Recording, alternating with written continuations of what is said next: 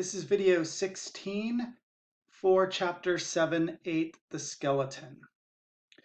In this video, we're going to look at the thoracic cavity. So the bones that we have here are the ribs and the sternum. So this is not going to be a very long video. But the ribs, there are 12 pairs of ribs, which means that we have 24 bones that comprise the ribs. And the key here is they all articulate with the vertebrae. So remember that we had 12 thoracic vertebrae. Well, the 12 ribs, each pair articulates on either side of the vertebrae. And then we also have what is known as costal cartilage. And this is the rib to sternum connection. So the ribs, very few pairs actually articulate directly with the sternum or our breastbone. They connect to cartilage, which connects to the sternum. And that provides some give to our thoracic cage because it is constantly in motion as we breathe and we can expand it out. So a little bit more flexibility is very helpful with this. So there are three different categories of ribs. We have true ribs, false ribs, and floating ribs. True ribs are the 7 superior pairs. So ribs 1 through 7. They attach to the sternum via costal cartilage.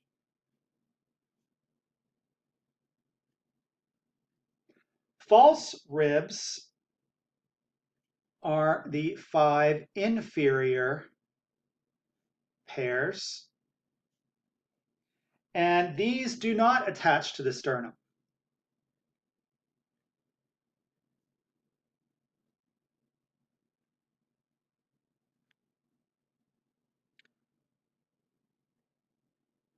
The 3 superior false ribs attach to the 7th rib, which is a true rib, via costal cartilage. And we'll see this in the diagram. Now, there is a subcategory under false ribs called floating ribs. And these are the last 2 pairs of false ribs.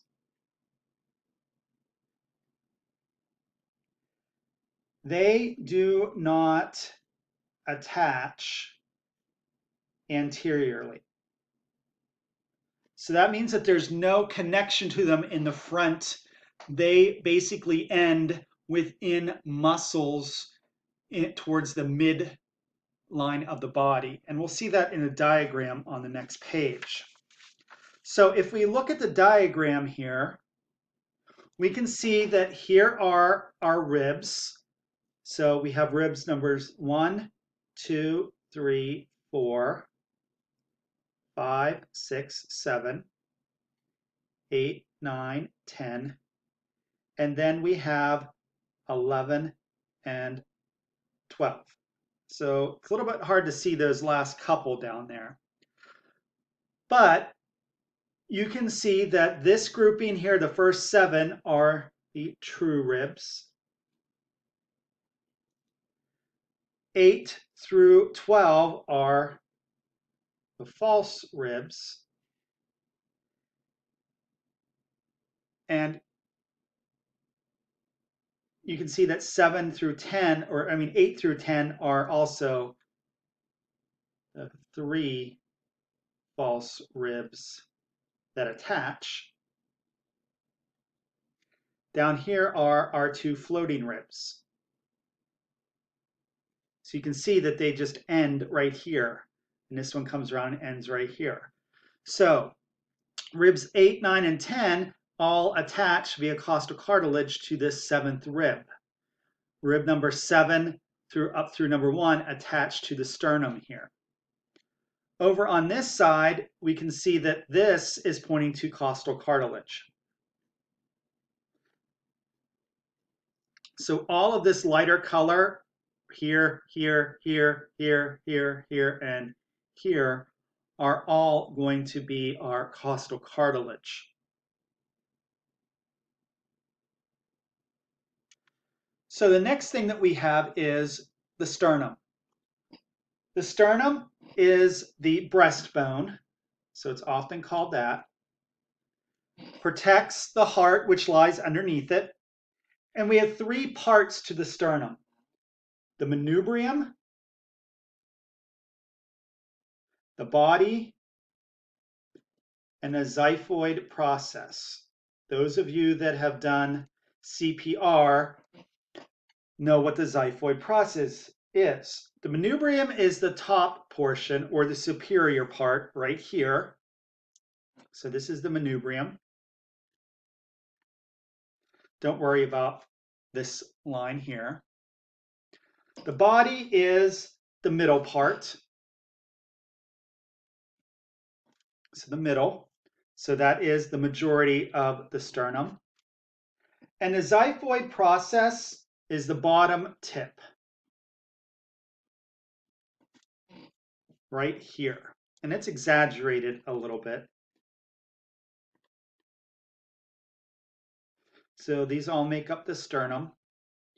And this is a landmark for CPR. You find this, put 2 fingers, and then you place your hand above on the sternum, and that's where you do your compressions, because this little thing here can break off.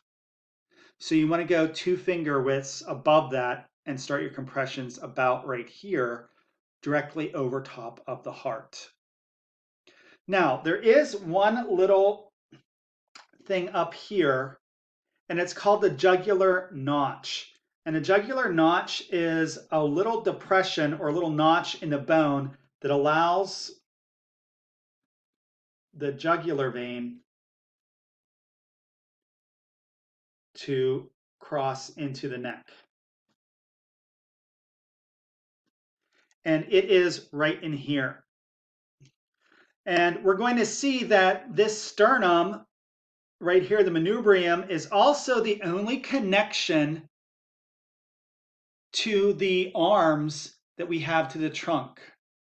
So the clavicles are actually going to articulate right here on the manubrium, and that is the only connection between the appendicular and axial skeleton up here on this part of the body, on the upper body.